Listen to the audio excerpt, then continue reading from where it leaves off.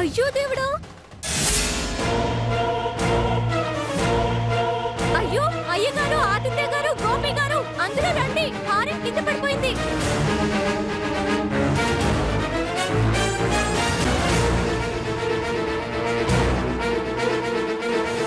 ఏమైంది? ఇది కింద పడిపోయింది అయ్యగారు.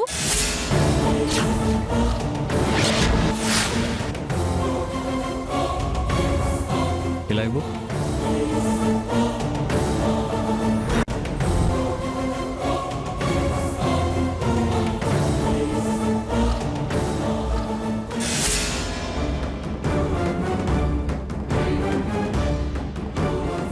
ఎవరు పడేశారు?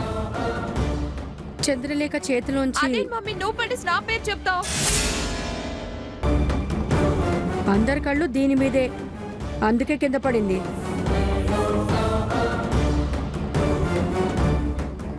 కింద పడితే అరిష్టం అన్నారు.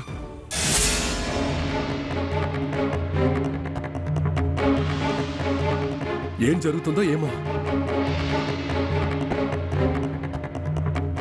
ఒరే గోపి, అర్జెంటుగా గంగోత్రి శాస్త్రి గారికి ఫోన్ చేయి. అర్జెంటుగా రమ్మని చెప్పు.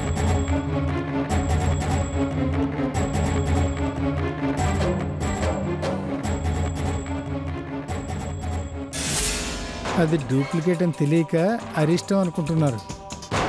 ఒకవేళ అది ఒరిజినల్ అయినా కింద పడితే మాత్రమే దాని విలువ ఎందుకు తగ్గుతుంది? కింద పడ్డా పైన పడ్డా వజ్రం వజ్రమే. అమాయకులు.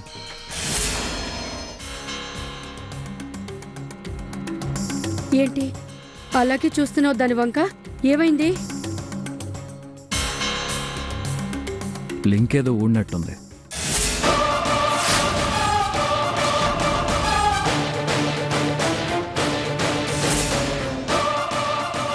వామ్మో, ఇది జాయింట్కి వెళ్తే మన ప్రాణం మీదకి వస్తుంది. వామ్మో, వేసుకుంది నా పెళ్ళం. అప్పుడే మార్చుంటారు అనుకుంటారు. ఎక్కడా ఒరిజినల్ అని అడిగితే ఏం చెప్పను?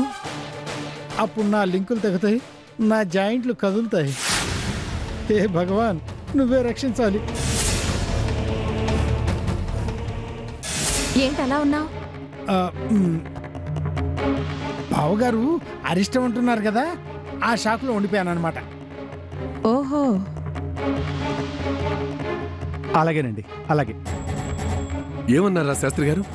వెంటనే బయలుదేరి వస్తానని అన్న. సరే పద, మనం హాల్లో వెయిట్ చేద్దాం. పరిష్కారం ఏంటో చూద్దాం. అలాగేనన్న. పద. ఆదిత్య రా.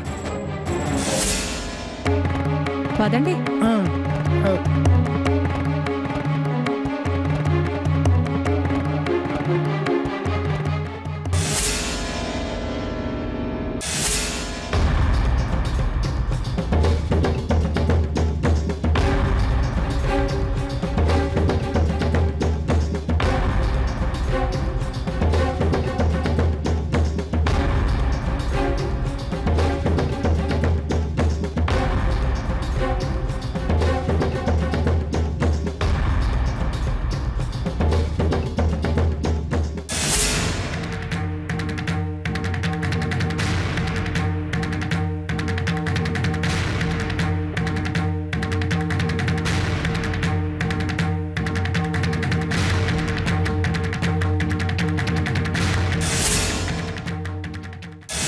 అమ్మో, గదిగా చూస్తున్నాడు.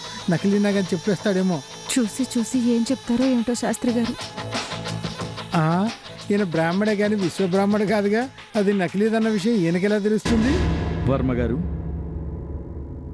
ఇది సరిగ్గా నేల మీద పడి ఎన్ని గంటలైంది? ఎన్ని నిమిషాలకు పడింది?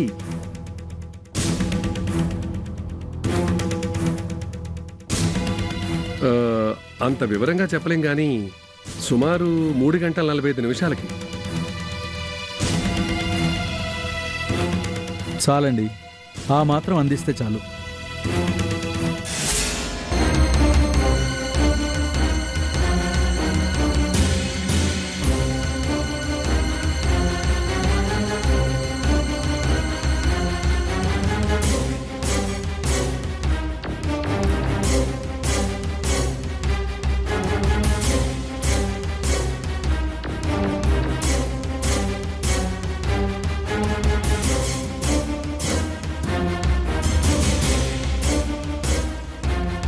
ఈ హారం వంశపారంపర్యం అలంకరణ మారింది.